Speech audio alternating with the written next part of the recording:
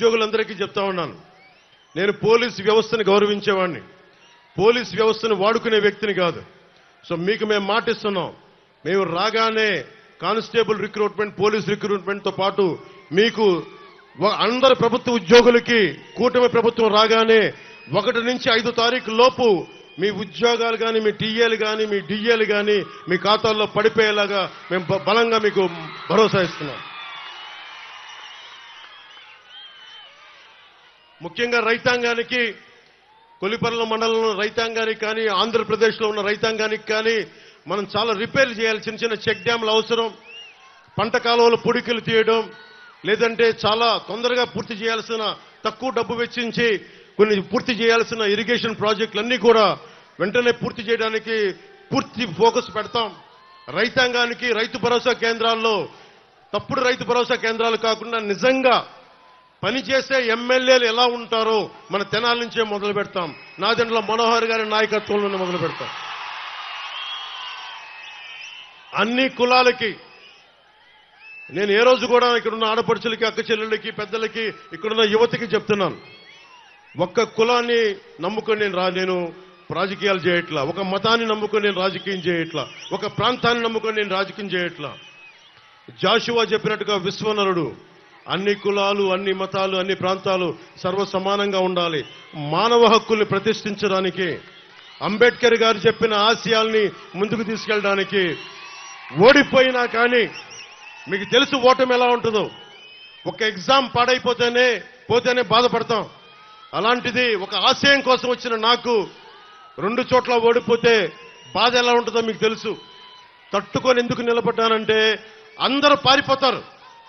ఓటమిని చూడగానే ప్రజల మీద మమకారం పోద్ది, ప్రజలు వెన్నుపోటు పొడిచారంటారు. నేను అలా అనుకోట్లా.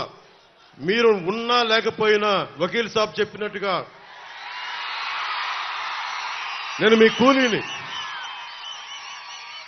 నేను మన దేశానికి, మన రాష్ట్రానికి, తెలుగు ప్రజలకి నేను మీ బరువు మోసే కూలీని. మీరు అధికారం ఇస్తే సంతోషంగా బాధ్యతలతో నేను పనిచేస్తా, అధికారం ఇవ్వకపోతే ఇంకా బాధ్యతతో పనిచేస్తాను. అంతే, రెండింటికి మించి వేరే తేడా ఏం లేదు. ముఖ్యంగా తెనాల్లో మనకి బంగారానికి పొద్దుటూరు తర్వాత బంగారం వ్యాపారం ఇక్కడ చాలా 2వ స్థానంలో ఉంటుంది రాష్ట్రంలోనే.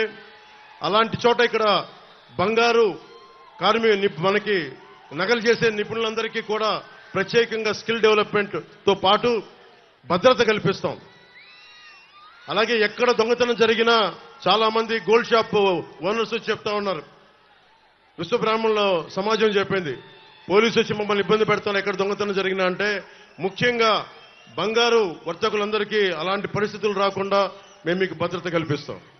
అలాగే ఆర్య వయసులకు సంబంధించి ఒక తెనాల్లోనే 15 దాడులు జరిగినాయి.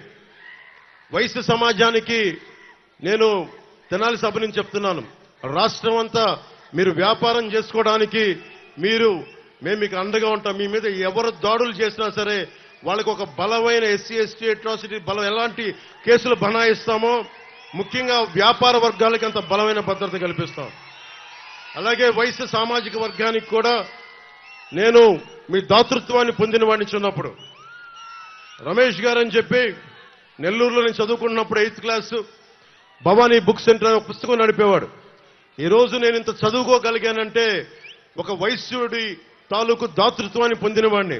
ఆయన ఉచితంగా నాకు పుస్తకాలు ఇచ్చేవాడు, అప్పిచ్చేవాడు పుస్తకాలు కొనుక్కోమని. తర్వాత అప్పు తీర్చేవాడిని. మా అన్నయ్య చిరంజీవి గారు ఎప్పుడన్నా పాకెట్ పని ఇస్తే, మా వదిన ఎప్పుడన్నా పాకెట్ పని ఇస్తే ఆ డబ్బుతో పుస్తకాలు కొనుక్కునేవాడు.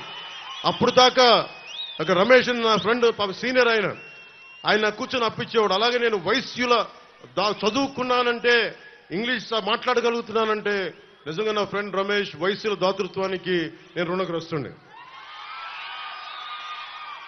జగన్ చూడండి, ఈ రోజున మనకి ఆస్తులు, మనకి ఫామ్, మనకి రైతుల పట్టా పుస్తకాల మీద కూడా మనకి చక్కని చెదరని చిరునవ్వుతోటి వైసీపీ నాయకుడు జగన్ ముఖం కనిపిస్తూ ఉంటుంది.